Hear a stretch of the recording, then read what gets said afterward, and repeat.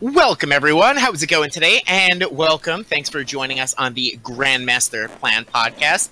This is your premier podcast for high-level Gwent talk and analysis. I'm going to be coming on and joining as the new co-host, along with my co-host, ShoePlays. How's it going today, Shoe? How's it going, everyone? Thanks, Joe. So real quick, just to kind of run through how the show is going to work from here on out. You guys have all heard about the Topdeck rebrand, Gwent Open now becoming Topdeck. We will be continuing the show under that umbrella.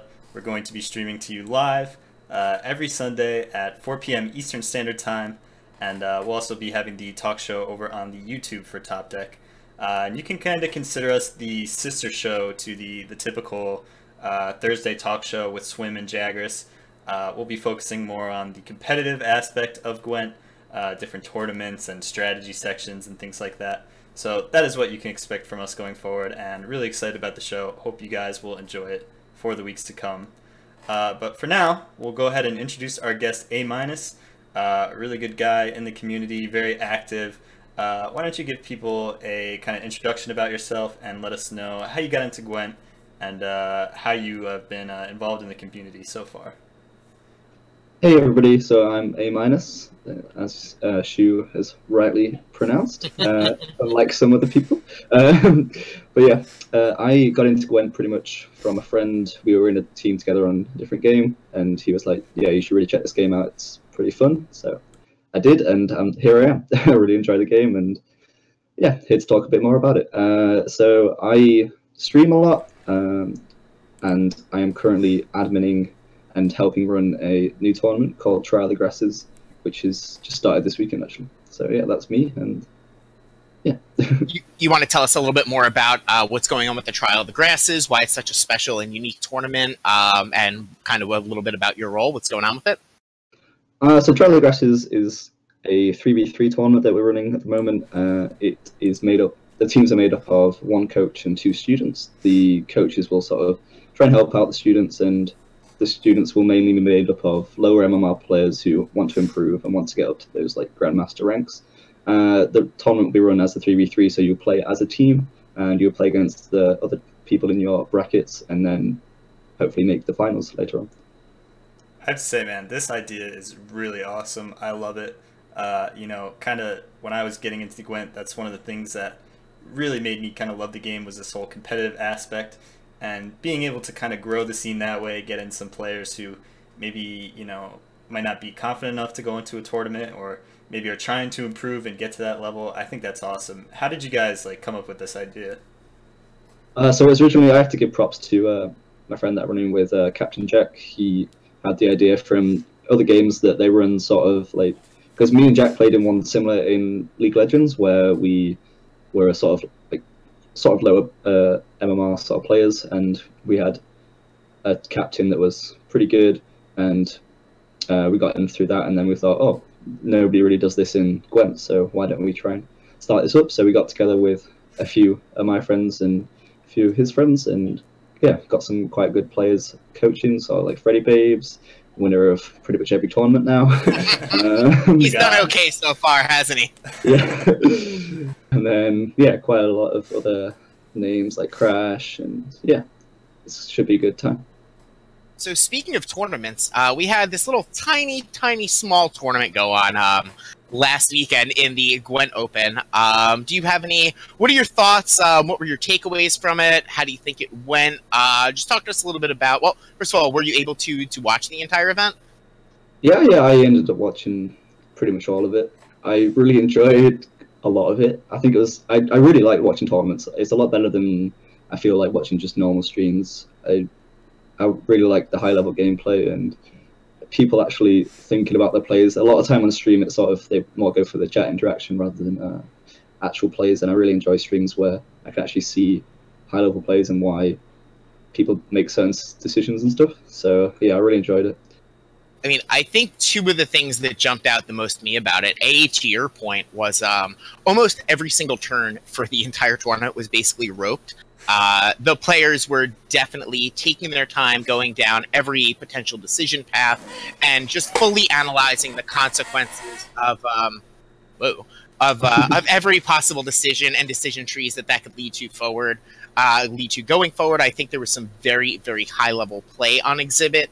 And the other thing that sort of jumped out at me about the tournament as a whole, one of the things was what you very rarely saw from any of the blue coin players. Anyone who was on the blue coin for a particular game, no one was basically just playing a dude, playing a unit, and, letting the other guy have a turn. I think we saw an unprecedented amount of open passes and lead on silver spies, showing how they really, really valued the card advantage and effectively reversing the effects of the toss there. What do you guys think about that? Yeah, I think that was really interesting about this kind of open is that you did see a lot of those open passes. I think one of the reasons for that is that people kind of brought spies a lot. That deck has kind of seen a resurgence as like a very good blue coin deck, simply for the reason that you can open pass and you kind of force people into a weird situation where it's like you gotta like either play a long round against spies where you dry pass them right away the next turn, or you have to kind of maneuver around, spies which have very good short rounds and very good long rounds as well as the spy synergy with, playing Cantarella for basically, you can play that card for free with your enforcers and brigade synergies and things like that. So it creates a little bit of a weird kind of dynamic around that, and I think that's a big reason why we saw kind of that open passing. And again, things like dwarves also like to kind of go with that open pass on the blue coin, just because they're super powerful. They can like out-tempo tons of decks and kind of get that card advantage back that way. Yeah, I think the fact that you can, we have this new coin system in place where you know you're going to be blue coin, you're going to be red coin, so you kind of tailor your decks around which one you want to play. And if, as you said before, spies is pretty good on blue coin because you can allow that dry pass and not sort of lose the game, because if you played against sort of like consume, you kind of want to bleed a bit so you won't get them neckers out. But as spies, you have so much power and value that you can allow that dry pass and still come out on top. Yeah, I think we saw it in almost every single spy game, as you guys were talking about. One of the big notable exceptions where we didn't see a lot of the open pass or open on a card advantage spy play was against Henselt, which is the type of deck that can really, really punish that, giving Henselt control of the flow of the rest of the game, as well as the very long round to maximize the potential from the machines. That was, I believe, in the last two series, as being the second semifinal and the finals. I think that was the only time we saw, I believe it was JJ just, play a dwarf and go. I think it might have actually been an Elven Scout. But I'm honestly really surprised that Sky Tall actually made it through a ban as much as it did. You saw a lot of players kind of banning out Nilfgaard, and I guess their strategy was to try and, dodge a Swears with their consume heavy lineups and things like that. But that just doesn't really make a lot of sense to me, because if you're running, if you're worried about your monsters kind of getting hard countered, like Sky Tall with Ethna, that's going to hard count you just as hard as Swears is, if not more. And it's a lot better against the field as a whole, compared to like Spy Nilfgaard or something like that. So I'm really shocked to see that Sky Tall got through as much as it did. What do you guys think about that? I'm honestly of the complete opposite opinion. I actually expected more Nilfgaard bans, and I guess this is sort of branching into where we wanted to go next. Talking about tournament lineups, tournament preparation, that type of deal. We do have the Wild Hunt first North American Open LAN tournament coming up in the next month. So it's not only invites, you don't have to be top 8 pro ladder. So it's going to make the tournament scene more relevant to everyone. So I think it's something to definitely work on discussing. Had I been qualified for that tournament, my plan going in would have actually been to ban Nilfgaard, as I think that it just makes your consume deck much, much stronger. Sure, the Swears out of Nilfgaard is an issue, but the other relevant points for me were, A, that Nilfgaard isn't always just going to, or doesn't necessarily have to just be spies. Banning Nilfgaard effectively cuts out several different archetypes. Now, we really only did see spies represented, but it didn't necessarily need to be that way. And also, I think the Impera Enforcers are just so brutal when you're trying to set up your Necker train with the Consume deck. And if you believed, as I did, the Consume was powerful enough to bring it even through the hate, then I thought that banning Nilfgaard was a very reasonable choice there. Yeah, I think a lot of people tried to. I know there was an interview with Shaggy, I think it was, where he basically said, Scoia'tael just can't be countered. And I think a lot of people went for the idea of like, oh, I'd rather play against Scoia'tael than Nilfgaard at the moment. But I'm under the impression that I agree with Shaggy on this one. I think Scoia'tael should be banned in every game. I think Dwarves is just sort of too far above the rest that you sort of have to play a mirror and play on red coin, otherwise you just sort of you're unfavored and it's going to be a hard matchup to play out. And yeah, it's hard to tell because Amir, you usually run Amir, like there's nobody's going to really run in like Morvan and other stuff unless you want to play sort of the Scorch deck that a lot of people have been playing recently. But I think Emir is just sort of suited to tournaments more because you can bluff different archetypes and stuff into Emir more. And I feel Scoia'tael at the moment, before the nerfs, just need to be removed from the game. And unpopular opinion, huh?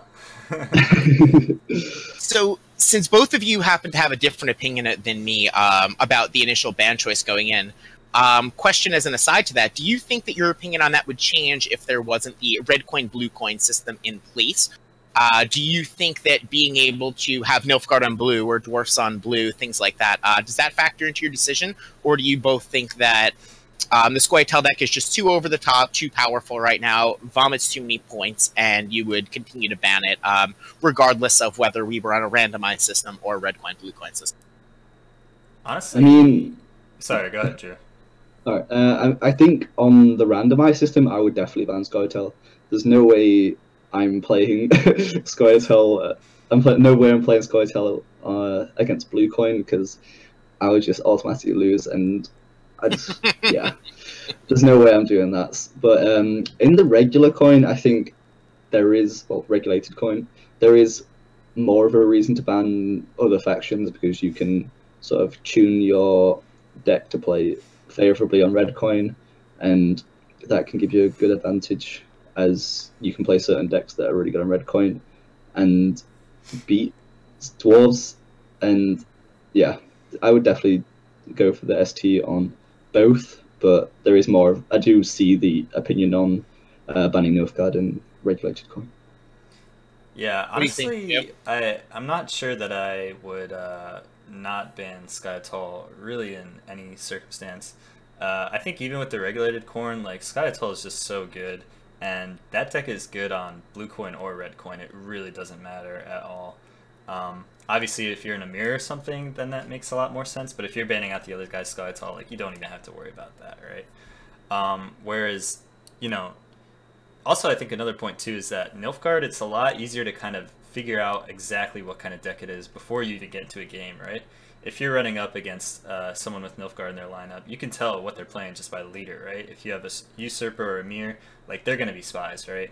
Calviet, it could be spies, but it's more likely going to be alchemy, and then Morvaran is just pretty obvious, some sort of reveal with Bork or something like that. So I think you can kind of pick apart what you're up against with Nilfgaard and kind of you know, choose what you're going to play when against that.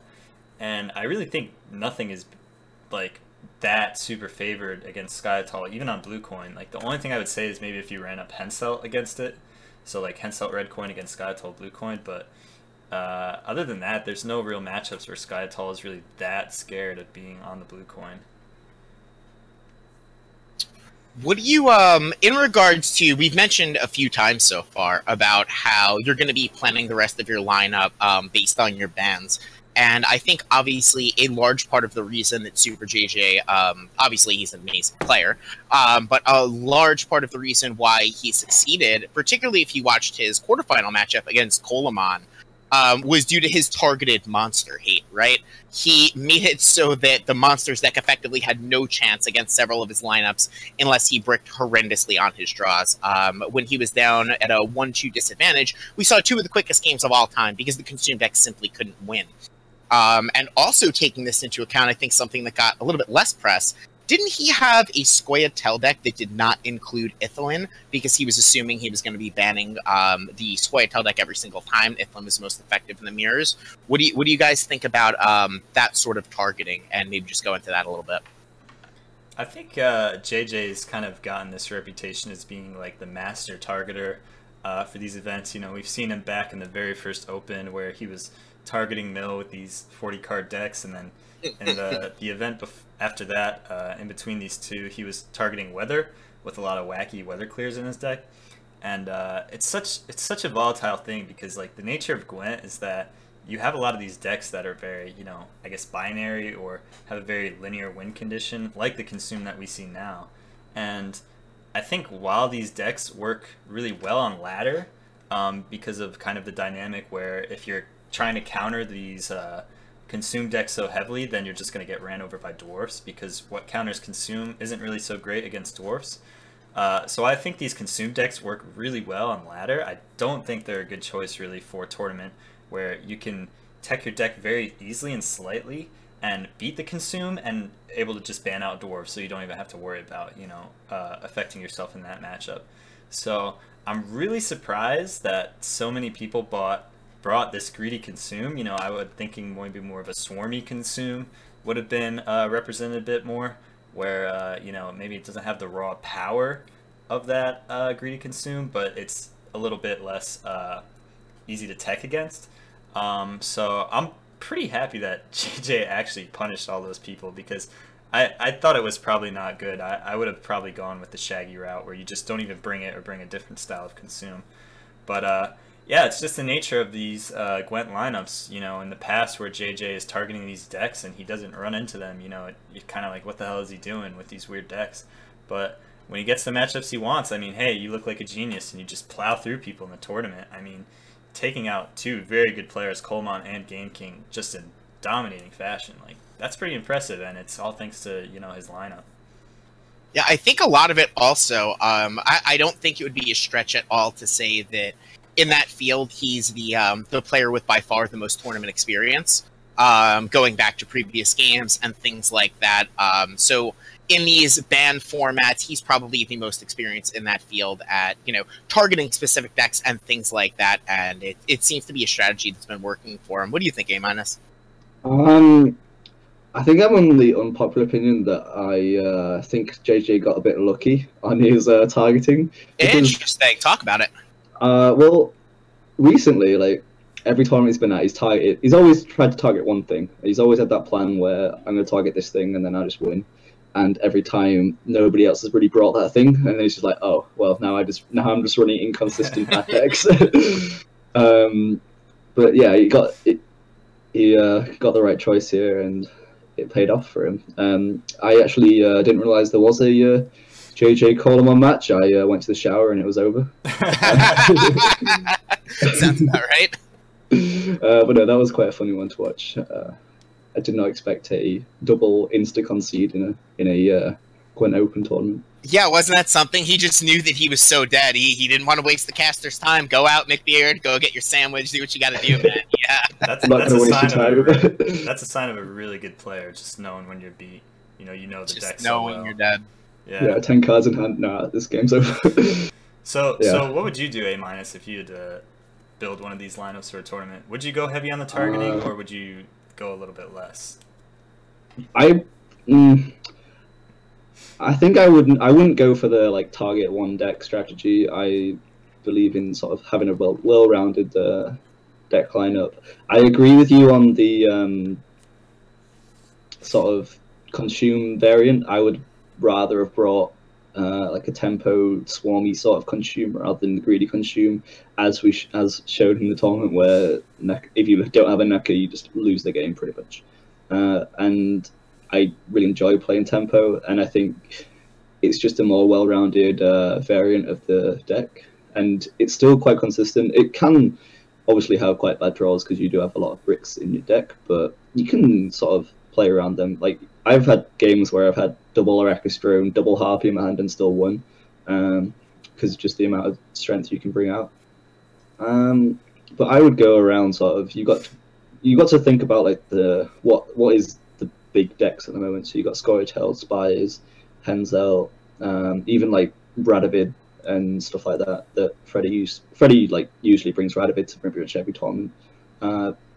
And even sort of like the new stuff that's cropping up, like Radovid Nova and stuff like that, I really think that's a good deck. But yeah, I would think, oh, these are top decks. What am I expecting to play against? What would go against them pretty nicely? I wouldn't specifically target one. I would think from more like 2 or 3. I would say, oh, this could be like Shaggy had the idea of, oh, my decks are sort of soft countered to monsters and Skellige. I would go more that route to vary the decks a bit, so you can think of other options and not just go into a matchup and be like, oh, this guy hasn't brought what I'm countering. What do I do? How about you, Joe? Because I know you've done TGOs and things like that. How did you kind of go about your lineups when you did that? It's a little bit different being community tournaments are usually best of 3 and sometimes don't even have a ban, but what was your strategy like approaching those? Yeah, I think that the best of 3 and the best of 5 formats, there's actually a much larger difference than they would appear to sort of the casual observer of the tournaments. When you're seeing something like a best of 3 ban 1 format, you effectively have less of a predictor on what your opponent's going to bring.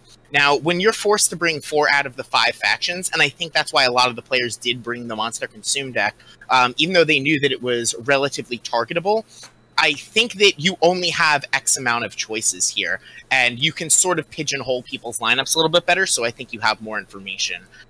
Generally, I'm of the plan that I want to bring what I feel like are the most powerful decks going on, just from a very proactive and power level standpoint. And B, if I think it's close, I think it's very important, particularly for lower level tournaments. Obviously, when you're talking about, the top 8 pro ladder players, they've played basically a million games with everything. But I think if a decision's close, I always try and lean towards the deck that I feel the most comfortable with, maybe that I have the most repetitions with, that I feel like I know the matchups more inside and out. Because the difference to me, if I'm going to play a deck with a quote-unquote 63% win rate or 67% win rate, if I feel much more comfortable with the 63% deck, I feel like I'm personally going to perform a little bit better with it. And if I was going into the last Open, I think I would have done basically exactly what Coleman did. I still sort of stand by the Nilfgaard ban as at least a viable strategy. It's the strategy I would have employed. I liked every single deck that he brought. You would have escape entered as well then, right? That's what you're saying? Yeah, something like that. I would have died pretty fast there.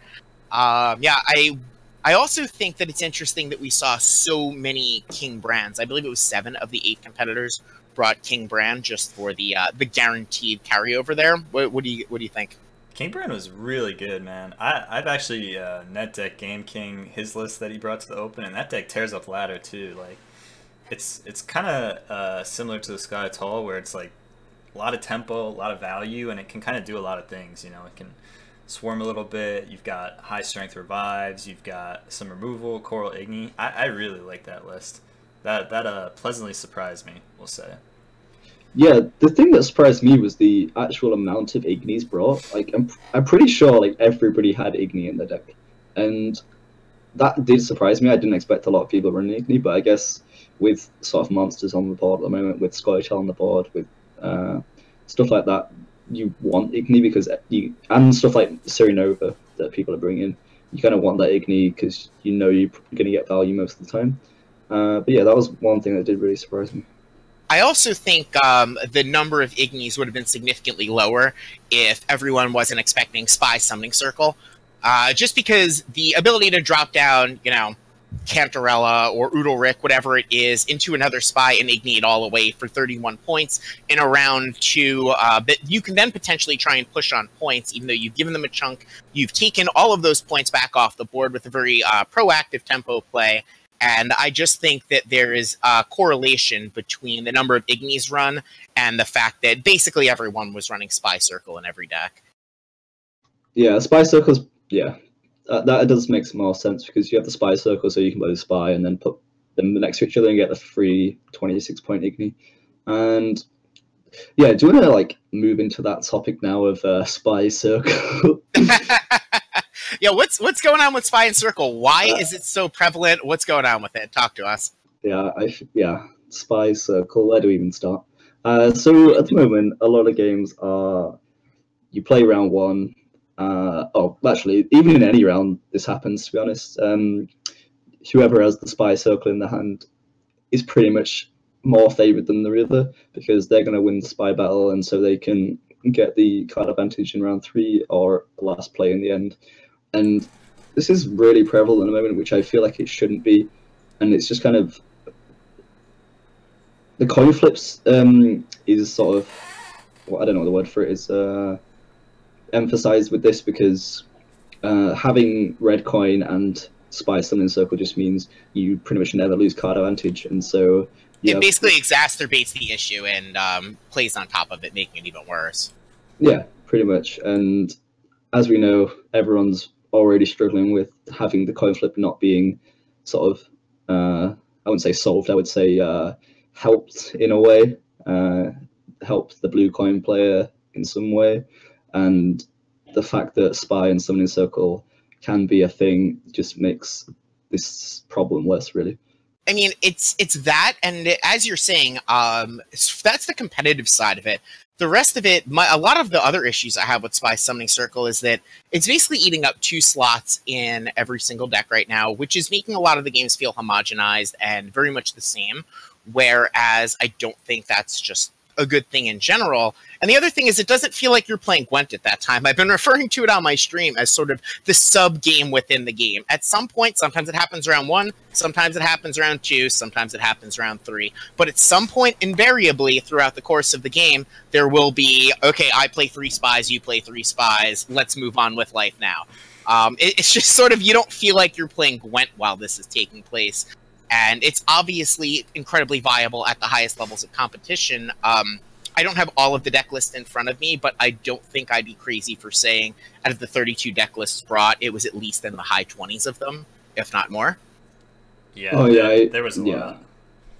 I think what Joe's saying is right. It's kind of like, all right, let's put the game on hold real quick, toss out our spies, our summoning circles. All right, now we're back to square one. It makes it a little bit silly in that regard. I've seen some comments on how to fix it, like removing spies from the game. I don't really think that's the issue.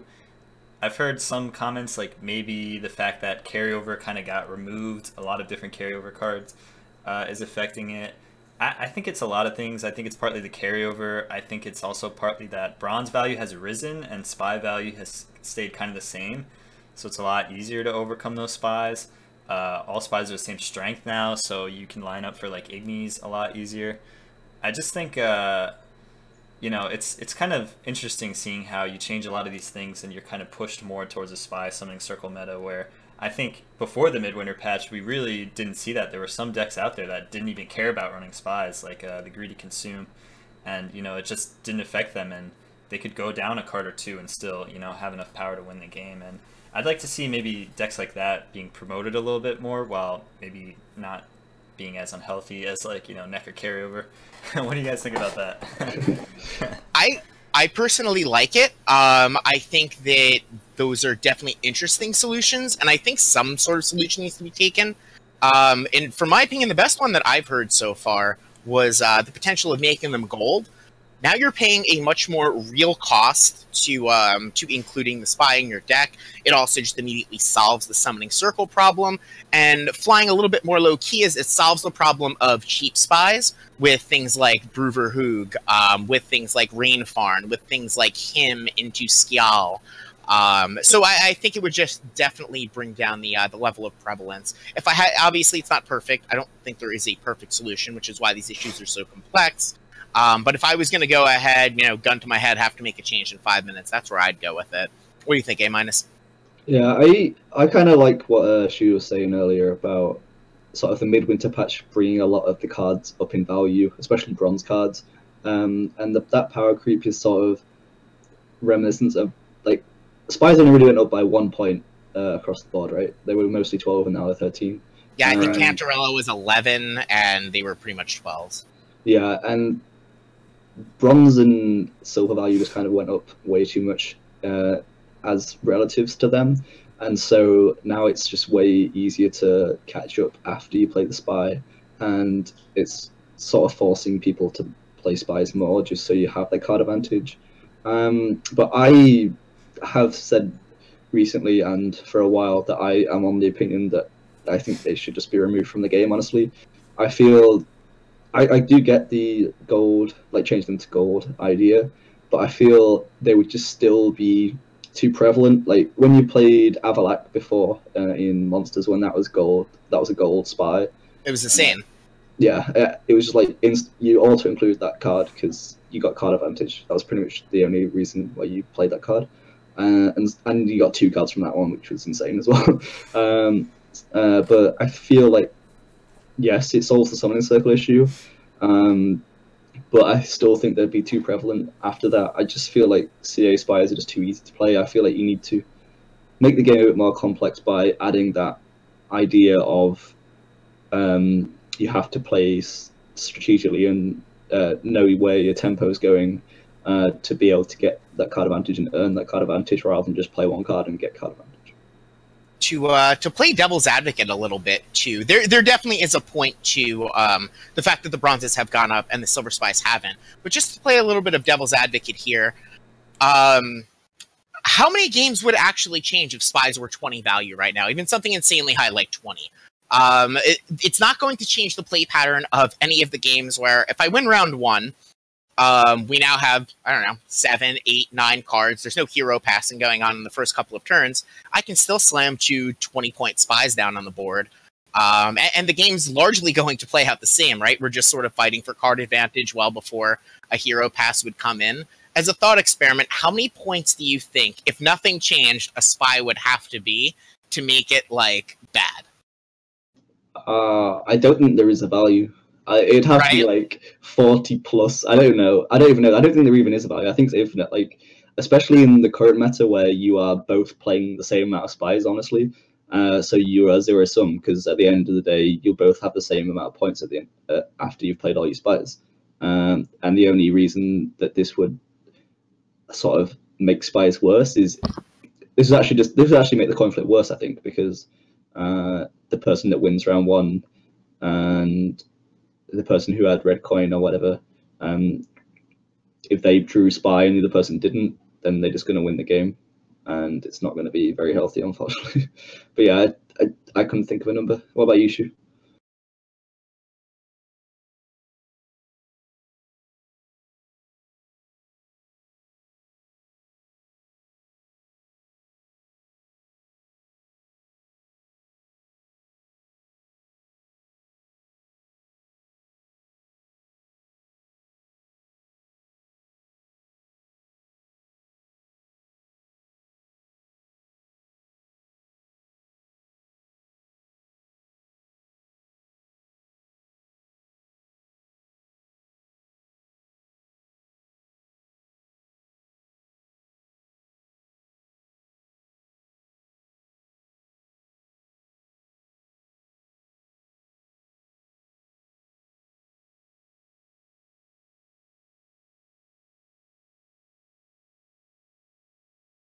So it looks like we might be having a little bit of audio issues. While hopefully Shu can get that fixed.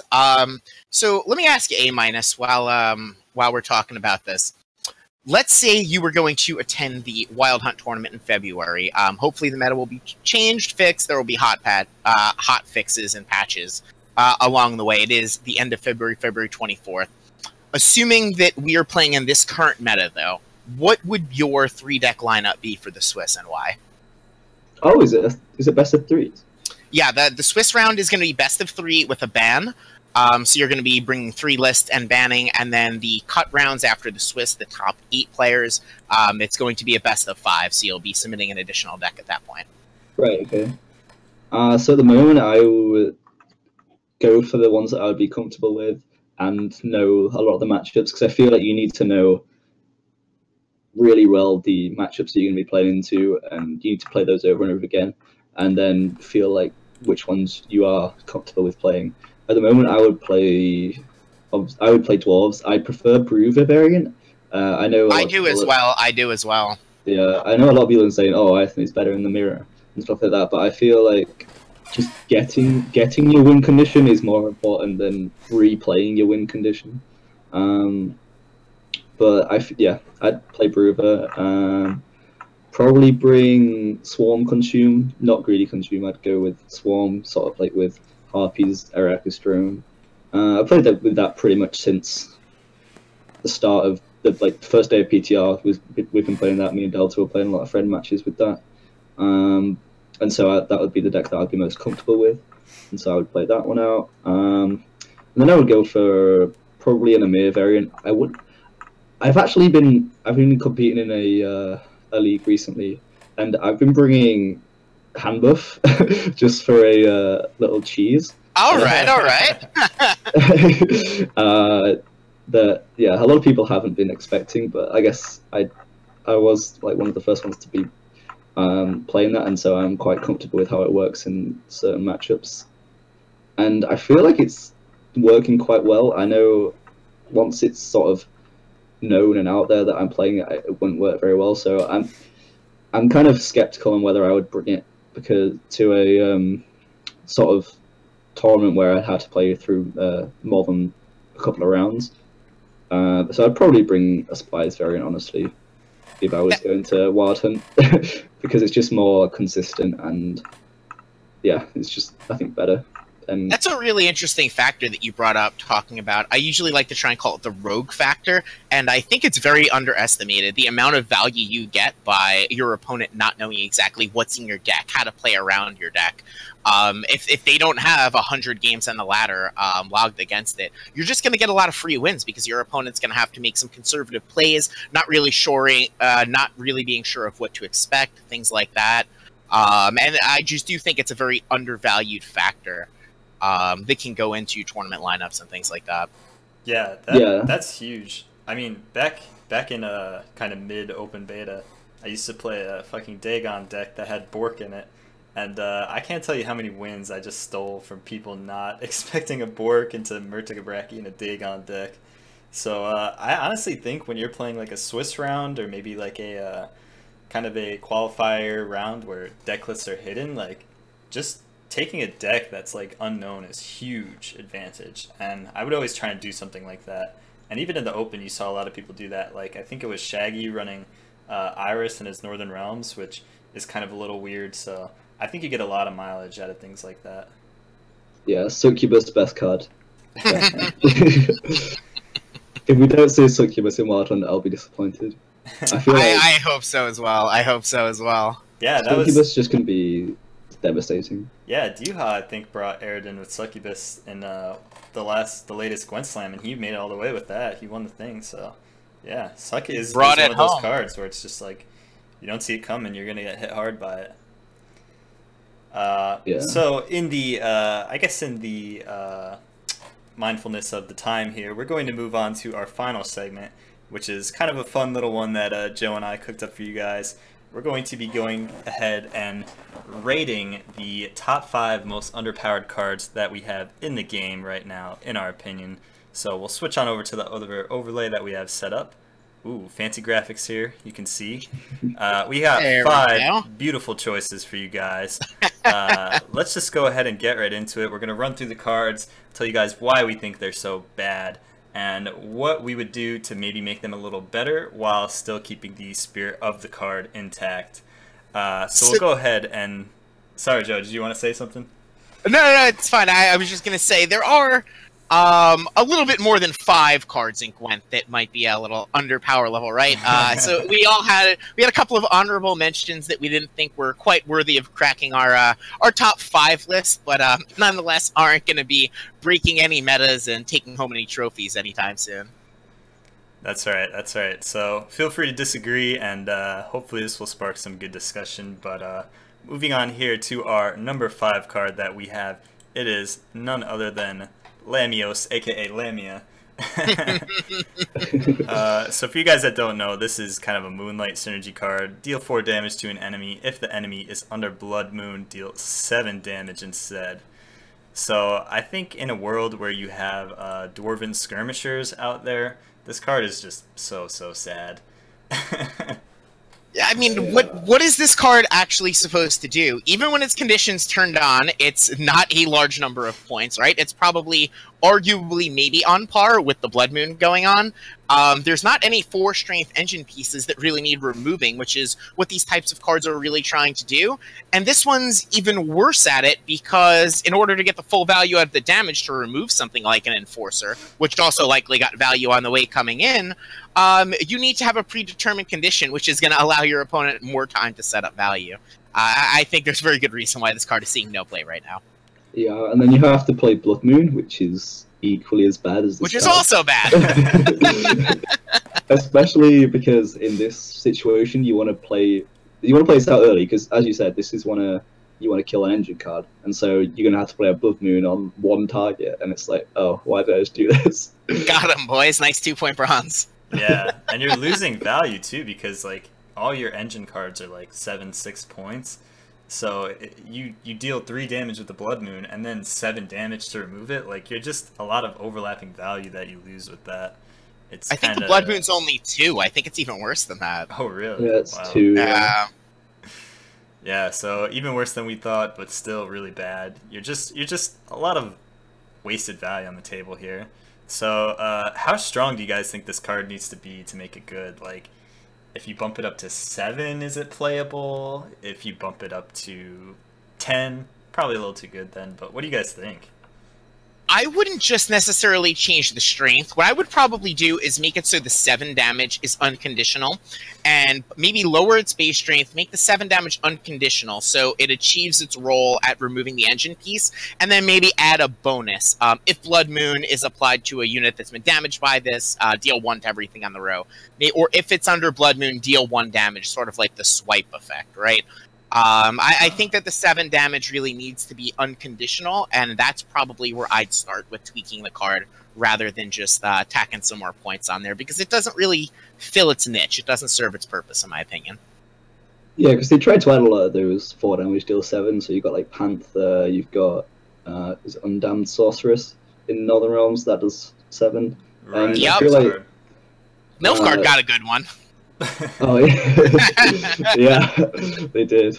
Oh, The God. Viper Witchers, right? Yeah. Yeah.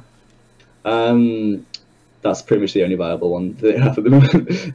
But yeah, I feel like they sort of missed the mark a bit, because they tried to make 2 cards for Blood Moon, which was a bit, like they made this and Werecat, and Werecat is too bad, honestly. And having the 2 separate cards just make them worse as on their own. I feel like they could have just made them like 1 card and they would have been fine. Have like a 5 deal 6 or something, and then 1 to the rest of the Blood Moon. I think that would have been fine.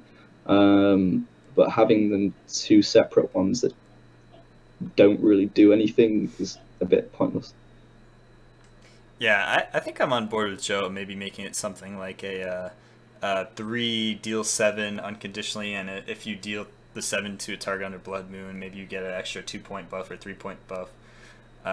You get a little similar to Wild Hunt Rider, but I think the applications are different enough to make it kind of a unique card. But yeah, something like that. It just needs more points, honestly, or less of a condition. Or honestly, if Blood Moon becomes better, then this card becomes automatically better too, right? Because then you're more incentivized to run a Blood Moon. So maybe that's the way they could go about it. But yeah, I don't think they could like raise the strength or anything, because then it would just be better than the other card they made that no one plays, which is I can't seem to say it, Adrian Mauler. Right. I'm just gonna call it Mauler because we've got a simplified card. Even like Wyron, yeah. That does 7, deal 4, and it's like, why is this card in the game? Alright, so next up on the list we have the Skellige Bronze. We've got Shield Maidens. Now, we wanted to put one of the new monster cards on the list just because it's such a questionable change. And we kind of decided that Shield Maidens are maybe the worst one. You have something like the Temeria Infantrymen, which you can buff, or something like even the Arrakis Drones, where you can spawn them from the deck with a Behemoth. Even, the Nilfgaard ones, the Pikemen, they have some sort of swarmy soldier synergy, but the shield maintenance, just not really much going on for the faction. So what do you guys think about this one?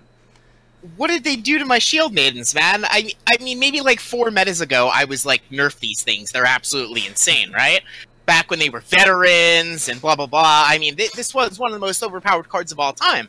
But now it's just so plain and bland and blah. I mean, it has very little synergy with what's going on in the faction. It's just a 3-strength muster. It doesn't feel like it does anything. I would be very hard-pressed to find a reason to put this in any sort of competitive deck, or even any sort of like meme deck. I'm not seeing the application for it. I don't get it, and I don't know. Fix the shield maidens, man. Save the shield maidens. What do you guys think if they just did like an undo on the midwinter patch with this card and just put it back to 3, deal 2 damage if it was a damaged enemy, then spawn another one of these? Because that would be pretty good in this meta, right? It's fine. I honestly think that's fine. Like, removing the veteran was like enough. They didn't need to remove the damage, honestly. Like, what was it? They had to play, so they did 2 damage and then they had to be damaged to get. Yeah, so it's like a conditional 15-point bronze that thinned for 2 if you met the proper condition. Right. So but again, like, conditional, and you have to, dance around some mulligans. So I think that's fine, honestly. Yeah, so it's just a little bit better than volunteers, which we have right now. Yeah, I wouldn't even say better than volunteers. Probably on the same level, because the volunteers you could pull with agitator, you could buff. Yeah, they have the like agitator things like that. Exactly. You'd probably be on the same level, which is like volunteers aren't even the most crazy part of Sky at all. Honestly, they're fine. No, yeah, volunteers are fine. Like I've even played with a few decks that have cut volunteers because like I just don't feel like they're completely necessary. But for the thinning in current Skytel decks, they probably are necessary.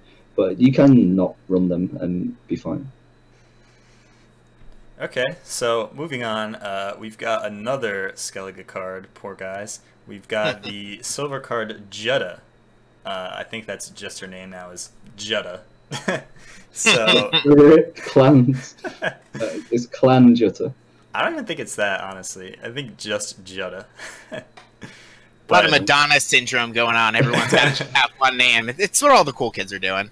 Soon it's going to be the artist formerly known as Jutta. It's just that weird symbol. But yeah, 13-point, deal 1 damage to itself on deploy, 12-point silver. But Joe, why don't you tell us why this card's so bad? Well, why don't you tell me why it's not so bad? What does it do? So it comes into play. It is low value for a silver. It damages itself, so I guess you're boosting the Marauders. But they took away a lot of Skellige's synergy that was based around, buffing damaged units. It almost feels like this card is sort of a relic of a past meta that was like left around, needed to be tweaked. They never really got around to finishing it.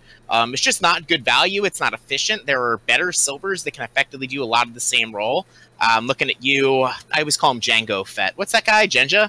Jenga. Yeah. Jenga. I mean, in what world is this ever going to see play over something like that? I hate to use the term strictly worse, but you're certainly approaching that territory. I think this card just needs to be a lot bigger, or there needs to be a lot more self-wounding synergy for it to get there. What do you guys think? I definitely agree. There needs to be something out there that actually works with self-wounding anymore.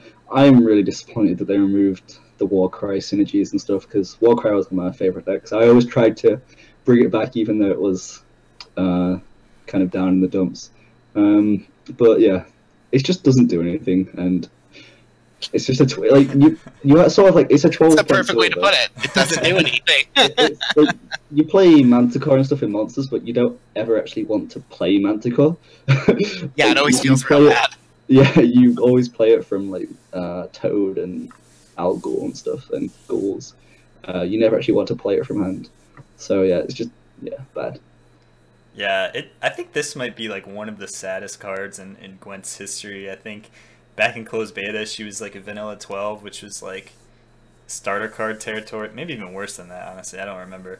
But then she kind of got this whole self-wounding synergy, and they were slowly upping her point value, seeing when she was playable, and then kind of like 1 or 2 patches ago, she was decently playable in like a tier 3 self-wounding deck. and now she's just right back to the garbage tier. So I honestly don't even know how they could change this, like make it better while keeping the spirit of the card. I mean, I guess you just make it like an 18-point silver and then it's playable, but you know, deal 1 to itself. But I don't know, like how do you make this card playable while still kind of keeping the spirit of it? There's not even really much spirit in this card to begin with. It was, right? yeah, it was one of the vanilla starter cards that I like. Just remove the damage, honestly. Just make it a 13-point silver, and just make it a starter card, and like that's it, really. But does that make it playable though? I don't know. No, not playable, but like I mean, just as a starter card sort of thing, like doo-doo and stuff like that. Yeah. I mean, cards like this do need to exist for beginners, right? When you're coming into the game, you want to feel the progression as your deck gets better and better. And you also want the newer players to have that level up moment of figuring out, oh, wow, I understand why this card is better than that card, you know? Cards like this can be valuable to the game, just not in any sort of competitive way. Yeah, that's well put. That's a fair point, yeah. So, okay, Jeddah, I guess you're just doomed to the dumpster for eternity. It's not looking good. Outlook not bright. Next up, we have a really card that's near and dear to my heart. We've got Saskia Dragonfire, 11-point, banish all the cards in your hand and redraw the same amount of cards in your hand. I don't even know what to say about this one. Yeah, Minus, how about you start? You've actually played it. This card's great if you want to play meme decks. But no, it doesn't even, the thing about it is it's a bad card and it doesn't even have to pay. It has an amazing premium. The premium art is beautiful, but it doesn't even have the payoff of having a nice animation. Like I want my hand to just like blow up or something in like a raging ball of fire, but it's just like it's just the bland Scotch effect, and it's like, oh. A meteor comes from the side and just burns every card in your entire hand, something like that. It'd be really, really cool, at least. Yeah, I would actually play it if it did that. But no, it's just the fact that you, like, the thinning's pretty cool. Like, you can thin so many cards. You can also search, like, if you didn't draw the right cards at the end, round 3, you can always, like, have another go at drawing the cards.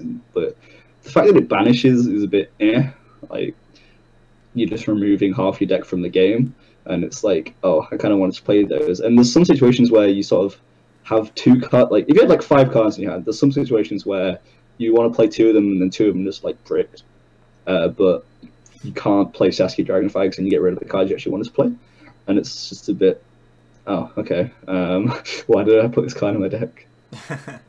Yeah, I mean, I can at least respect that it's a bad card, but it's doing something interesting, right? Like, it's a bad card, but you want to play it in certain decks for fun or just to try around with it.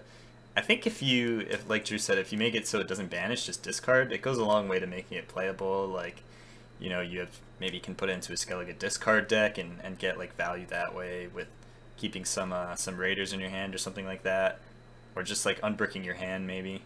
So yeah. I tried it in like a hyper thing deck, but yeah, it still doesn't work. Oh, it'll thin you real good. Like this would be cool in like 30-card full test maybe, or 40. Yeah, I was trying it in like because Shoop, like with Shoop, you sort of what was I say? You sort of losing the sort of musters and stuff, so you don't really have the thinning in the Shoop decks. And so I tried it in that, but then a lot of the times I had it in hand and then I had Shoop in hand, so I was like, oh, so I either get rid of my hand or play Shoop and just discard this card. What's really interesting to me about this card is coming from other card games and things like this. Oftentimes, this effect is very, very powerful. This type of get rid of your hand, draw that many cards type of effect. It's been seen as very powerful. I think it just doesn't fit well into what Gwent's trying to do. A lot of the power level of these cards comes from forming 2-card and 3-card combinations as effectively ways to really churn through your deck. And the fact that Gwent has a much smaller deck size and there's much better ways to thin rather than, say, a 60-card deck or something like that. And B, the fact that you can only ever play 1 card in a turn, so you really don't have the maximum payoff of doing something insanely powerful by combining 2 different cards to really make this pay out is, I just think it's not the type of effect that's really well suited for this kind of game, in my opinion. Yeah, I'd agree with that. I like kind of A- talking about shoot. Maybe it'd be cool if you could keep one card in your hand to not banish, and that way you can use it as like this like ultimate tutor, where if you run a shoot deck and Nova deck, you can basically increase your odds of finding those cards to almost guaranteed. But yeah, if you can keep that one card in, then you don't run into the problem of having to make the choice of discard that card or play it early. So that could be cool. Maybe that and not banishing in this card becomes pretty playable. But it's hard to say, But if you got to pick any number of cards, is it then too good? If you got to pick any number of cards in your hand, let's say you like highlighted them or selected them, and you banished the rest, and then redrew the rest. Sort of like a Vess on steroids. It's probably way too good at that point, right? Yeah, that's like a better Saskia. That would be like a better Saskia, right? Is that even too good, though? I mean... Well, because Saskia lets you choose the cards you're drawing, sort of, whereas this is more of like a mass redraw type of thing. It seems like the type of thing that's very easily breakable and probably too good. Yeah, I think that would seize play, and yeah, I feel like there is ways you can mess around with that would make it a bit broken. Yeah, there's definitely some exploits I'm sure that you could come up with, but as an ability, if you kind of squash all those, like, I don't think that would be too broken as long as you can't exploit it, because you are giving up a gold slot and you're playing 11-point card in a turn. Like, it's worse than a bronze in a lot of cases, right? So you're giving up a lot for this super strong ability. Is. And I don't even know if there are many cases where you would, dump 9 bad cards out of your hand. Like, Gwent decks are so efficient that you're maybe going to have like 1 or 2 bad cards in your hand at a time. But I don't know. Again, it's super hard to tell. But I like that idea, actually. I do like it. Yeah, also I don't... I'm sorry, you go. No, you go. I was going to say something actually really dumb. I was going to say I don't know that Squirtle is the best faction to take advantage of this, and then I remember that it's a neutral card, so yeah. Please interrupt me, go ahead. I was just going to say, like, the meme value is pretty good. Like, you can play this card in your deck, and then hope you don't draw it. And then you're playing 3 golds. So, yeah, that's a pretty good idea. Well, speaking of meme value, man, that brings us to our final card, the meme daddy himself, Gwent Open. Now, Joe, can you explain this card to me, because I still kind of don't even understand it since they changed it. So what happens with this card is you play your massive 6 strength gold card, whopping tempo boost, and you have to pick between 3 options here. You're going to choose 6, less than 6, or greater than 6. And Gaunter is going to pick, at random, 1 card from the entirety of Gwent's collection. And I've been told that this also includes leaders. If you get... which is wild. Wait, really? Yeah, I heard a tale about Radovid being coming out of this. Unconfirmed, I didn't see it with my own eyes, but I've heard tales. Could be a bug, man. I don't know. So he picks any card from the history of Gwent, and let's say it has a strength of 5. If you guess less than 6, boom. You got it on the head, this card goes into play. You get it wrong, nothing happened. And it's not even like the choices are even. There is less than 6, greater than 6, and 6 itself. So I don't know. When would you ever pick 6 equal to 6 in that scenario? When you need Radovid, duh. No, I think I've actually had the most, like, exactly 6 cards. Like, I keep getting, like, Yennefer and stuff like that are all 6, and it's like, why would I ever pick exactly 6 in this scenario? Like, there's no possible reason why you would ever go for the lowest odds. If it's maybe, like, the only card that will win you the game is, like, this Radovid, then maybe, but... I mean, I've had it where I've been running Cyrenova, and I got double Cyrenova because I drew Cyrenova from Gaunter, and that was like the only good way. That was like the only good game I've ever had with Gaunter. It was quite funny. So I just hate how they changed it, where it became like an interesting choice where you kind of have to know what kind of deck you're up against, and it rewards you if you are up to date with the meta and what's going on. But now it's just like complete half-court shot, like shot in the dark, any card in the game. So I hate that aspect of it. Other than that, man, I mean, I don't mind a meme card like this being in the game. I really don't. I don't mind the meminess of it either, but like you're absolutely right. Wasn't it cool before you would be playing against a consume deck and you're like, okay, well, I've seen, the Ekimaras come out. I know they have Ran Warriors. So you have like an educated guess. You can check their graveyard. figure out, all right, maybe I have a 37% chance if I go with this option, or, I have 63 if I go that way, things like that.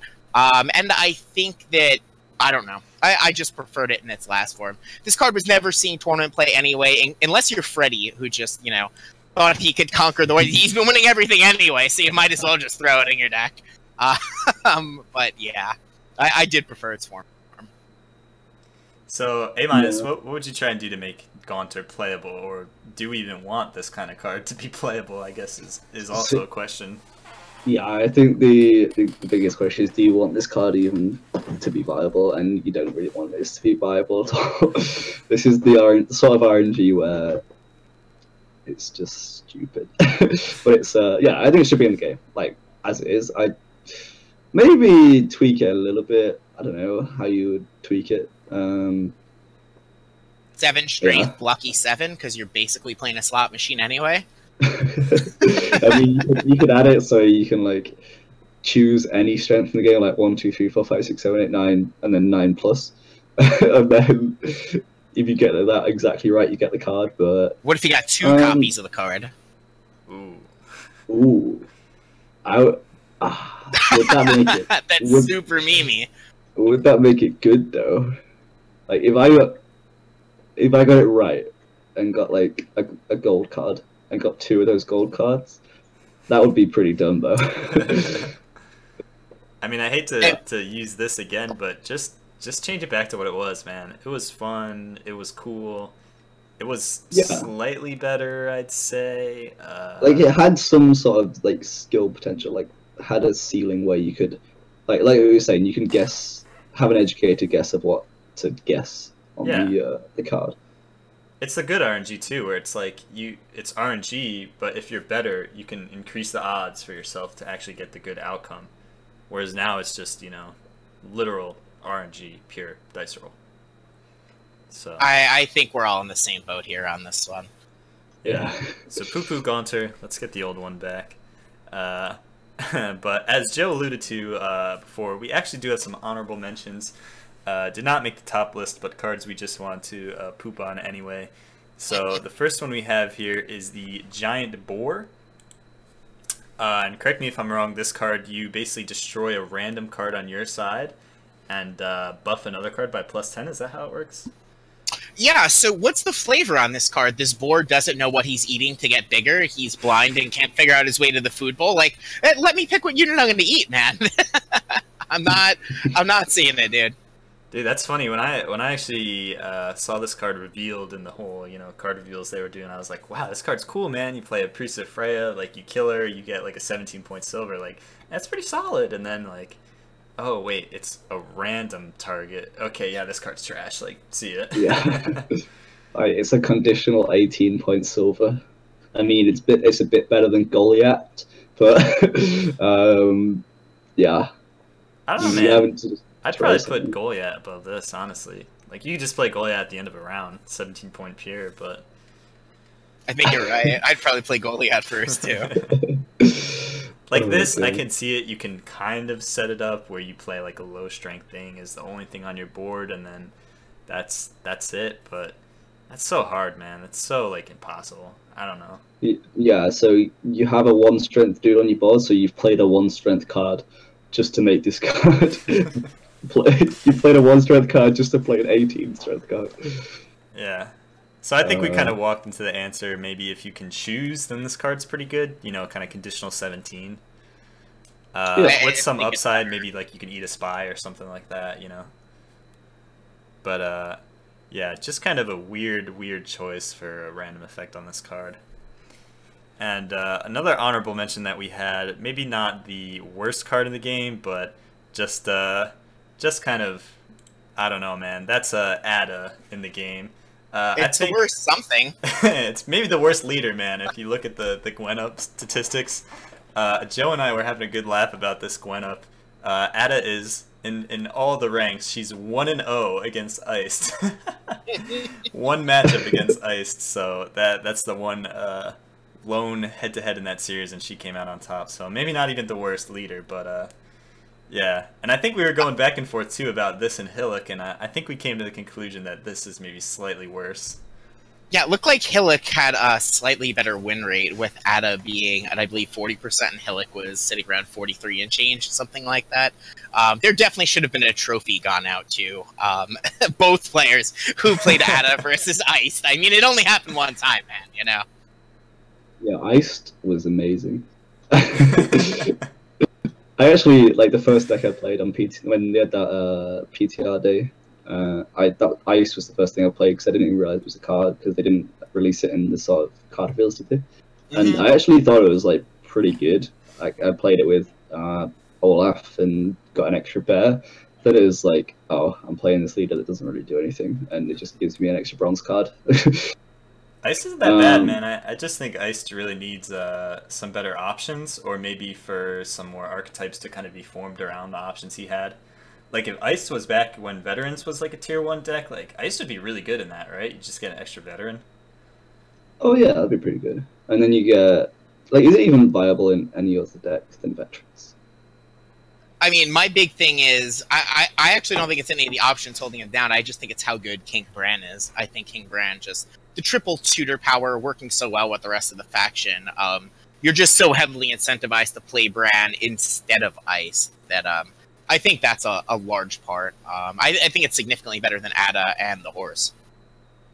Yeah, that's true. I think just the other Skellige options do what Ice does a little better. You know, you can pull an Axeman with Ice, but Herald I think makes that deck a little better in an Axeman archetype.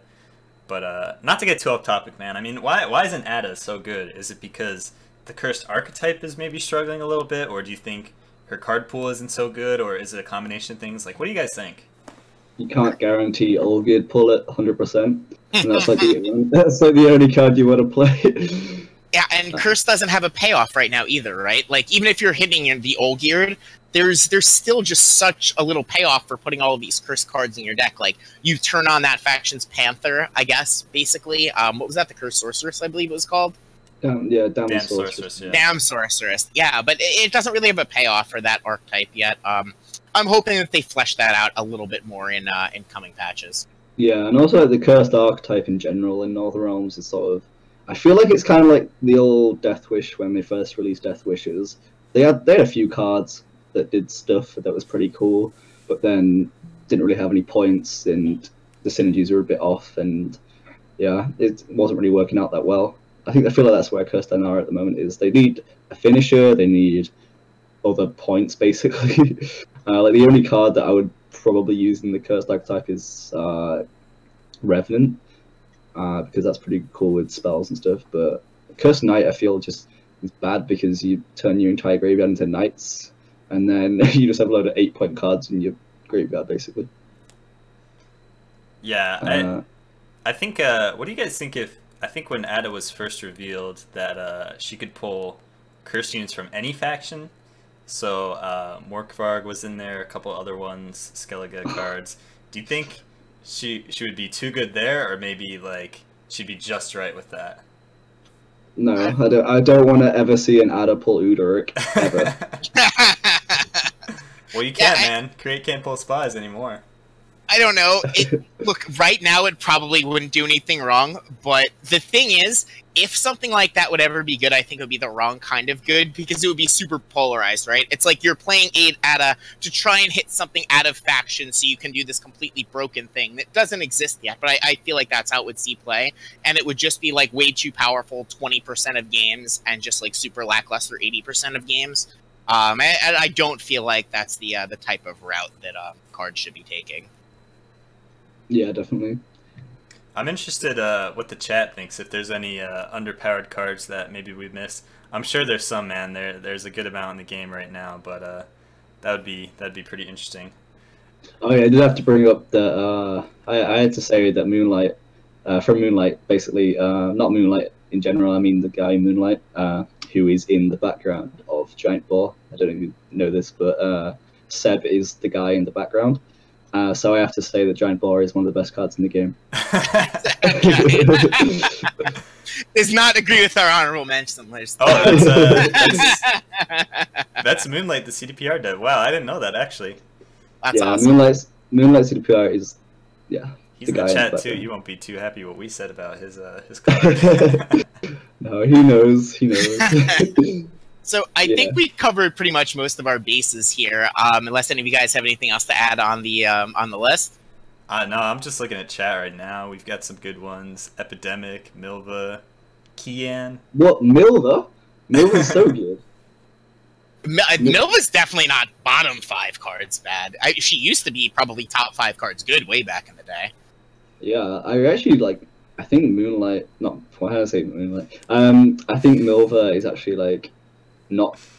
Like, it's not completely out of the picture. I feel like you could fit it into a deck. It's just the fact that Scoia'tael gods at the moment are just too high tier, like Med and Ithlin and Aglace. Yeah, I mean, that's definitely a fair point. The bar is set really, really high in that faction currently. Yeah. What about, I feel like a controversial one is Ulfheden? The big wolf that's... The wolf that deals 1 damage to all enemies, and then if they were damaged, deal 2 instead. My thing with him is he seems like a natural fit in Axeman, right? But my gut instinct tells me that if you're in a long round with Axeman where Ulfheden would be good, aren't you already winning that game anyway? Because all you really want to do is get into a long round with Axeman. Like, I don't think you need to win the game by 150 points. You can just win by 50, and it's totally fine. That's sort of where I am on the card. It really falls into the win more camp, in my opinion. Yeah. It's probably... someone in chat mentioned the is it Combat Engineer that got changed to the same as Temerian Drummer, where it's 6 boost by 5. I feel like that's just because they wanted a starter card that they wanted to put in the deck that is like, here's a card that does something, but it isn't really competitive. It feels like you got the shield maiden treatment, right? Feels a little unfinished, unpolished, maybe very starter cardish. Yeah, I mean that card's not great, but it's not. Is it as bad as Lamia? I mean, Lamia is probably slightly worse, right? Yeah, Lamia is pretty bad, dude. We might have to go back and do like next episode, do like cards 5 through 10 underpowered, because there's a lot to talk about, man.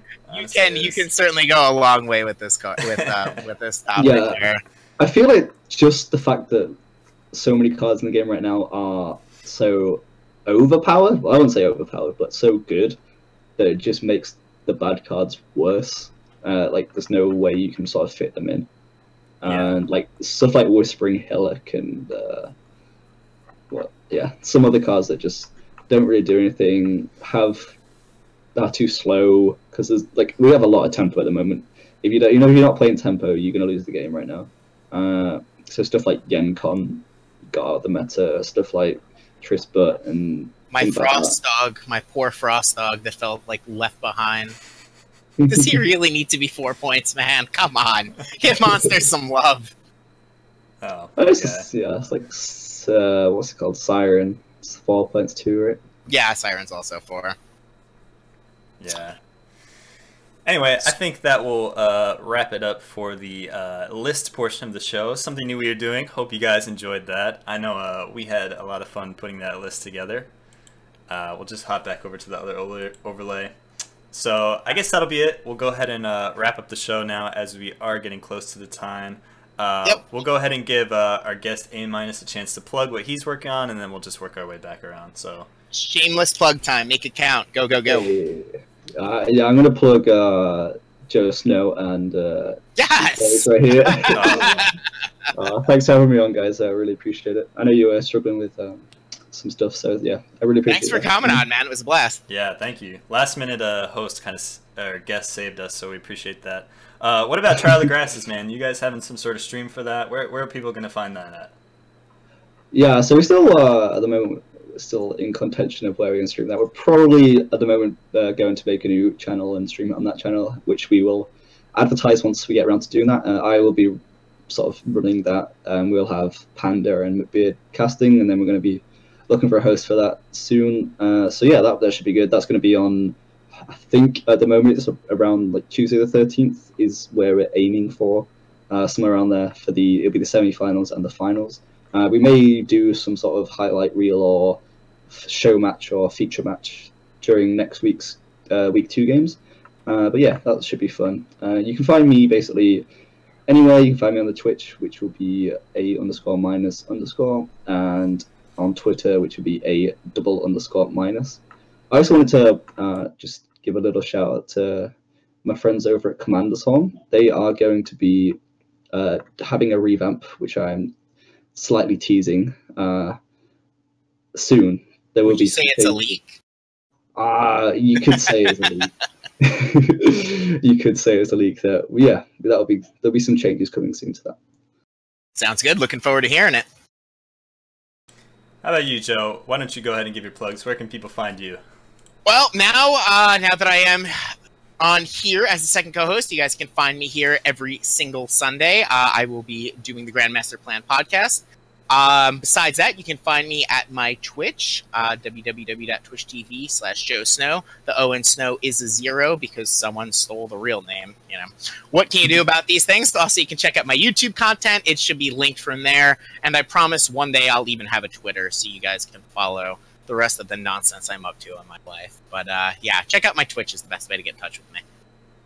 All right, and I'll just go ahead and shout out to the Topdeck organization. Those guys are really cool, giving us a lot of support for the show. So be sure to tune in to their Twitch and their YouTube for all the great content that's coming. Thank the chat, everyone in the chat, for watching. We really appreciate it. We are kind of changing a lot of things with the show, trying to improve it. So we're having some hiccups right now, but as the weeks get on, I can guarantee you guys the show will keep getting better. So we hope you guys will stick around and watch. And if you want some updates on the show or updates on what I'm doing, just follow me on Twitter. @ShoePlays is the best way to find me. And I think that'll do it. So thank you guys all in the chat. Thanks again to A- for joining us. Awesome guest. And we will catch you guys next Sunday, 4 p.m. for the Grandmaster Plan. Also, be sure to check out the Thursday talk show with Swim and Jaggeris at 4 p.m. Eastern on Thursday on the Topdeck Gwent channel. So once again, thank you guys, and we'll see you next week. Later, everyone.